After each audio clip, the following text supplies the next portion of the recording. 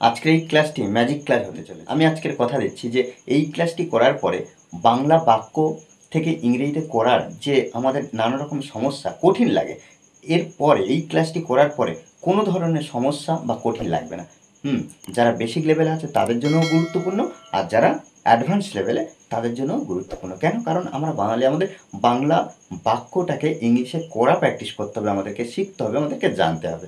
ওকে, দেখুন কিছু কিছু বিষয় যেগুলো আমরা জানলে যে কোনো বাংলা বাক্য খুব সহজে এক তুড়িতে আমরা ইংলিশে তৈরি করতে পারবো। ওকে, দেখো, আর এই ক্লাসের শেষে প্রশ্ন কিভাবে করবে খুব সহজভাবে একটা ছোট্ট টিপস দেব, যার মাধ্যমে তোমরা অলরেডি বাংলা প্রশ্ন থেকে ইংলিশে তৈরি করতে পারবে। ওকে, দেখো, সহজে কিছু সহজ বাক্য আমরা দেখব। দেখো, আমি ভাত খেতে চাই। আমি ম্যাজিক স্পোকেনে ভর্তি হয়েছিলাম। দেখো, একটা ম্যাথ আমাদের লক্ষ্য রাখতে হবে, ম্যাথ অর্থাৎ একটা ক্যালকুলেশন। যে কোনো বাংলা বাক্য প্রায় 99%, যে কোনো বাংলা বাক্য তার 99% কী হয় না, বাংলা বাক্যের শেষে যে ক্রিয়াপদ থাকে সেটা আগে আমাদেরকে দেখে নিই। দেখো, প্রত্যেকটা বাংলা বাক্যের শেষে ক্রিয়াপদ থাকে, বেশিরভাগ 99%। কী হয় দেখো, আমি ভাত খেতে চাই। দেখো এখানে এই যে বাক্যটা, আমি ভাত খেতে চাই, দেখো খেতে আর চাই এটাও তো ভার্ব। দেখো এই যে ভার্ব, দুটো ভার্ব, কিন্তু আমরা কোনটা মেন ভার্ব হিসেবে ধরবো? দেখো শেষের যে শব্দটা আছে অর্থাৎ ভার্বটা আছে, এটা কিন্তু মেন ভার্ব হিসেবে ধরবো। অর্থাৎ একটু আগে আমি কি বলে গেলাম যে বাংলা বাক্যের শেষে 99% ক্রিয়াপদ থাকে অর্থাৎ ভার্ব থাকে। দেখো, চাই, হয়েছিলাম অর্থাৎ কি ভর্তি হয়েছিলাম, গিয়েছিলাম, খাচ্ছি। দেখো এখানে এইটা কিন্তু অ্যাকশন ভার্ব নয়, আছে কিন্তু এটা আমরা ভার্ব হিসাবে, দেখো মেন ভার্ব নয়, কিন্তু আমরা হেল্পিং ভার্বকে মেন ভার্ব হিসেবে আছে অর্থ। এখানে দেখো শিখবো, দেখো এই যে বিষয়গুলো, তাহলে সবগুলো দেখো শেষে আমরা ভার্ব পেয়েছি। দেখো যে ম্যাথটা, যে ক্যালকুলেশনটা, সেটা কি হবে, সাবজেক্ট আর ভার্ব, যত বড় বাক্য হোক না কেন বাংলা বাক্য, সাবজেক্ট আর ভার্বটা আমরা কি করব না প্রথমে নিয়ে চলে আসবো। অর্থাৎ এই জিনিসটা দেখো,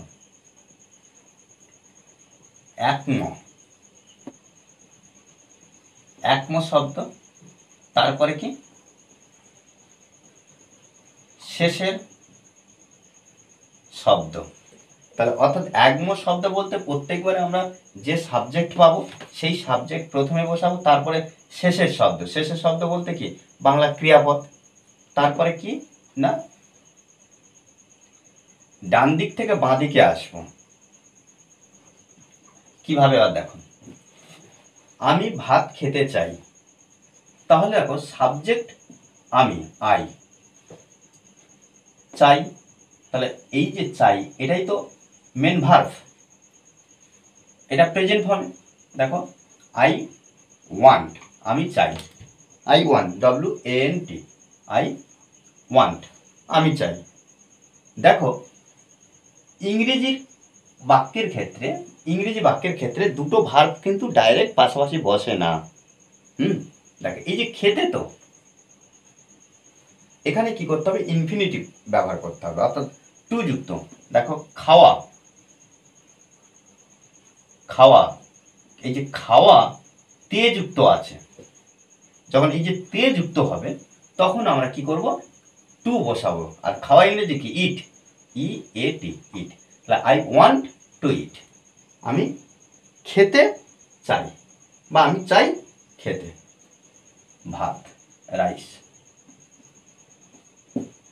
ওকে, দেখো এবারে এখান থেকে একম শব্দ আর শেষের শব্দ, দেখো একম শব্দ আর শেষের শব্দ পাশাপাশি বসালাম। তারপরে দেখো ডান দিক থেকে বাঁ দিকে আসবো, অর্থাৎ দেখো ভার্ব পাওয়া হয়ে গেছে, তারপর দেখো এই যে খেতে, এটা কি করলাম আমরা প্রথমে লিখলাম, প্রথমে দেখো এটা ডান দিকে ভাত ধুয়ে লিখলাম, তাহলে এদিক থেকে চলে এলাম। কিন্তু ইংরেজিতে যখন লিখবো তখন কি ওর বিপরীত, বাঁ দিক থেকে ডান দিকে চলে যাচ্ছে। দেখো আমি ম্যাজিক স্পোকেনে ভর্তি হয়েছিলাম, তাহলে দেখো কে ভর্তি হয়েছিল, আমি, আই। এই যে ভর্তি হওয়া ইংরেজি কি অ্যাডমিট, এই যে হয়েছিলাম, হয়েছিলাম অর্থাৎ পাস্ট ফর্মে, তাহলে আমরা অ্যাডমিটেড ব্যবহার করতে পারি। দেখো আই অ্যাডমিটেড V2 হলো আমি ভর্তি হয়েছিলাম। এবার দেখো ম্যাজিক স্পোকেনে দেখো এই যে শব্দের সঙ্গে ম্যাজিক স্পোকেনের শব্দের সঙ্গে একার যুক্ত আছে। যখন মূল শব্দের সঙ্গে একার যুক্ত থাকবে তখন কিন্তু আমাদের প্রিপোজিশন ব্যবহার করতে হবে। অর্থাৎ দেখো এই যে একার যোগে আমরা কখনো ইন ব্যবহার করব, কখনো অ্যাড ব্যবহার করব, কখনো অফ ব্যবহার করব, কখনো অফ ব্যবহার করব। এখানে দেখো এখানে ইন ব্যবহার করব, ইন ম্যাজিক স্পোকেন।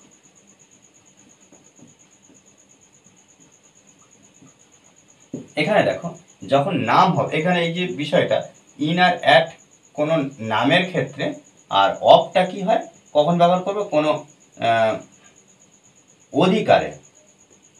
অধিকারে বোঝালে তখন কি হবে, নাম অধিকারে বোঝালে আমরা অফ ব্যবহার করব, আর নাম বোঝালে তখন আমরা ইন বা অ্যাড ব্যবহার করব। আর যদি আমরা দেখতে পাই যে কোন অ্যাকশন কাজ যদি বোঝায় তখন আমরা টু ব্যবহার করব। ওকে, তারপর দেখো আমি গতকাল বিয়ের অনুষ্ঠানে গিয়েছিলাম, তাহলে এই যে গিয়েছিলাম, তাহলে গিয়েছিলাম পাস্ট অ্যাকশন আমরা পরিষ্কার বুঝতে পারছি। তাহলে দেখো আই ওয়েন্ট, আমি গিয়েছিলাম।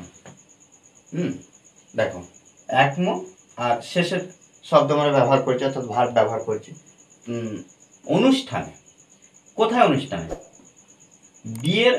বিয়ের অনুষ্ঠানে। দেখো অনুষ্ঠানে একার আছে, তাহলে বিয়ের অনুষ্ঠানের মধ্যে, তাহলে এখানে আমরা কি করব, এক্ষেত্রে আমরা ইন ব্যবহার করব, in wedding,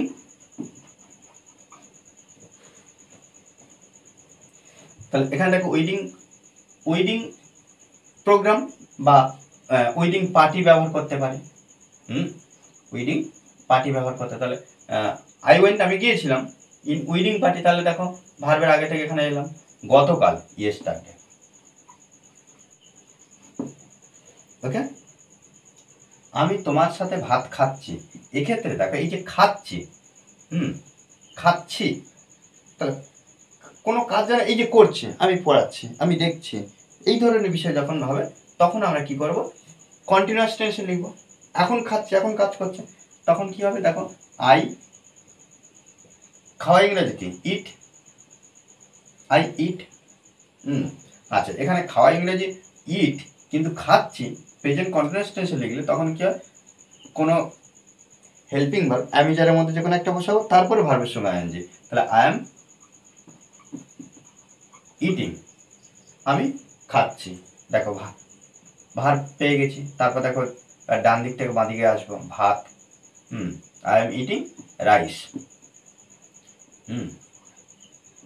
I am eating rice, আমি ভাত খাচ্ছি।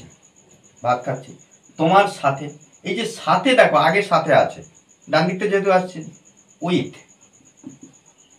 With you.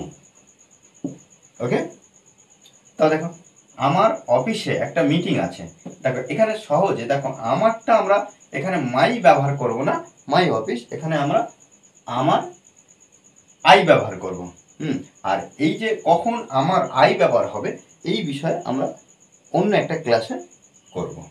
দেখো আই, আই মানে আমার আছে, আই হ্যাভ। মিটিং কি একটা মিটিং, তাহলে মিটিং।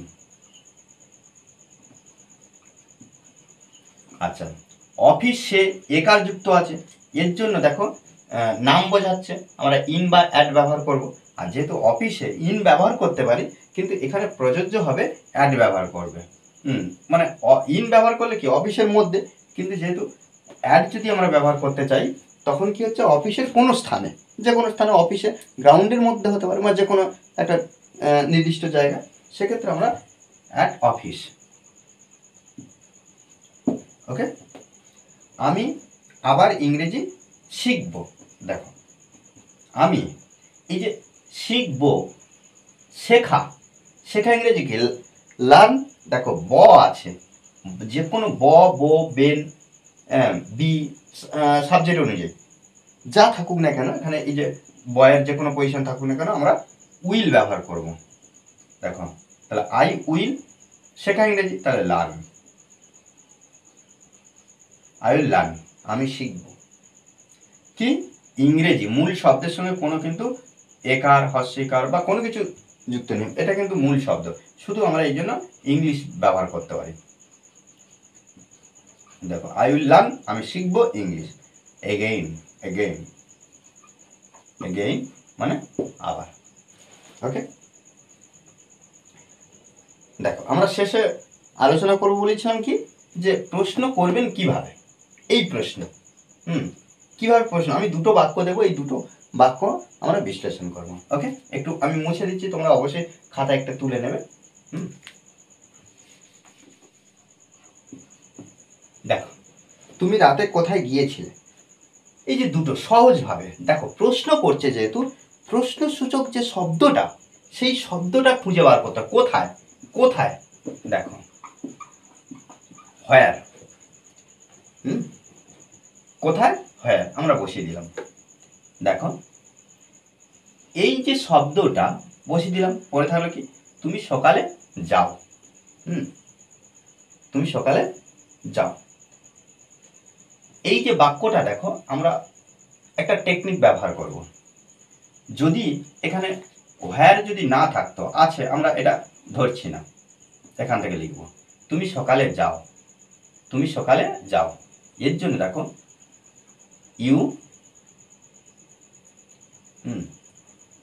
গো, ইউ গো সকালে, ইন দ্য মর্নিং,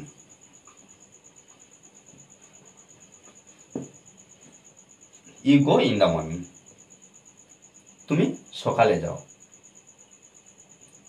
এবারে দেখো একটা প্রশ্ন তৈরি করতে হলে বাক্যের প্রথমে কি করতে হয়, হেল্পিং ভার্ব আনতে হয়, তারপরে সাবজেক্ট, তারপরে কি করতে হয় না মেন ভার্ব, তারপরে আদার্স ওয়ার্ড, তার জিজ্ঞাসা চিহ্ন। আর যদি ডব্লিউএইচ কোশ্চেন হয়, ডব্লিউএইচ ওয়ার্ডটা বসিয়ে দিতে হয়।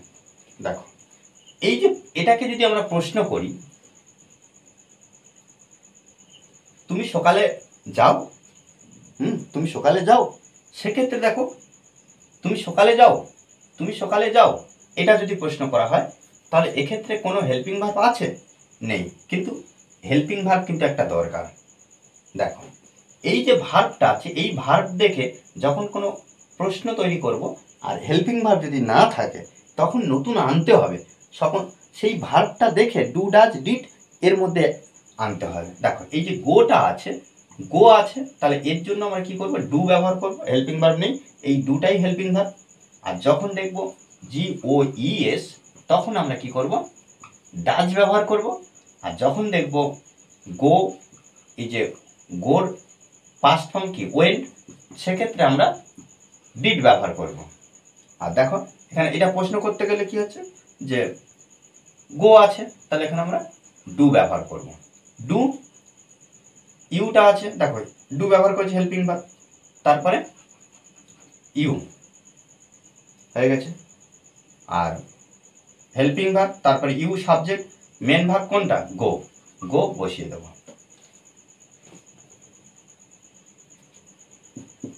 তারপরে ইন দা মর্নিং।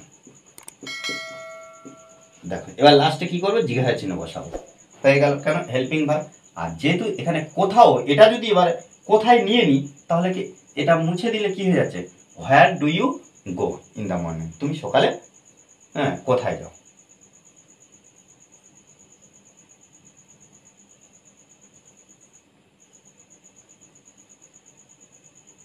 ওকে, দেখো এভাবে কিন্তু প্রত্যেকটা প্রশ্ন তৈরি। আর পরেরটা দেখো, আমরা এটা বুঝতে পেরেছি যে হেল্পিং ভার্ব যদি না থাকে আমরা কিভাবে আনবো।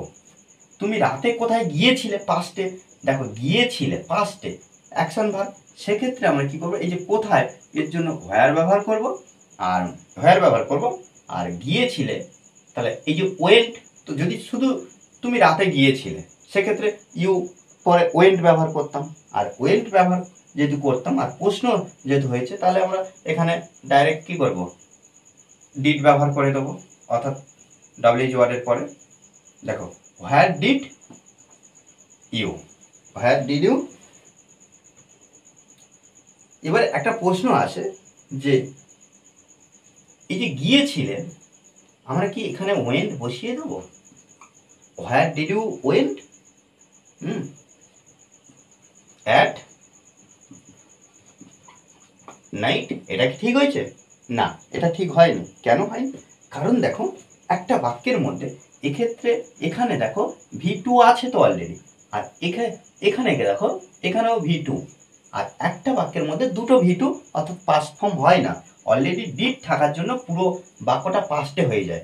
ওই জন্য দেখো এই V2-র জন্য যেহেতু ডিড এনেছি তাহলে সেই V2 থাকবে না। এখানে দেখো আমি এখানে বসে আছি, বা আপনি যেখানে বসে এই ক্লাসটি করছেন সেখানে হয়তো দেখা যাচ্ছে অন্য কেউ চলে এলো, সেই জায়গাটা বসলো, আপনি কি সেই জায়গাটা বসে থাকতে পারবেন? সেই জায়গাটা আপনাকে ছাড়তে হবে, আপনাকে সেই জায়গাটা ছাড়তে হবে। ঠিক তেমনিভাবে এখানে ডিডটা এসছে V2-র জন্য, পাস্টের জন্য ডিড এসছে, তাহলে ওই ভাবটা আর পাস্টে থাকবে না। এটাই যুক্তি, এটা আমাদেরকে বুঝে নিতে হবে। তাহলে এখানে আমরা গো বসাবো, তাহলে কি where did you go at night, তুমি রাতে কোথায় গিয়েছিলে। ওকে, দেখো এভাবে কিন্তু আমাদেরকে বুঝতে হবে, বিষয়গুলোকে বর্ণনা করতে হবে, করে আমাদেরকে নিজেদের শিখতে হবে।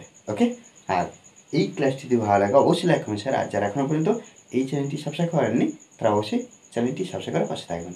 ওকে, thanks for watching this video.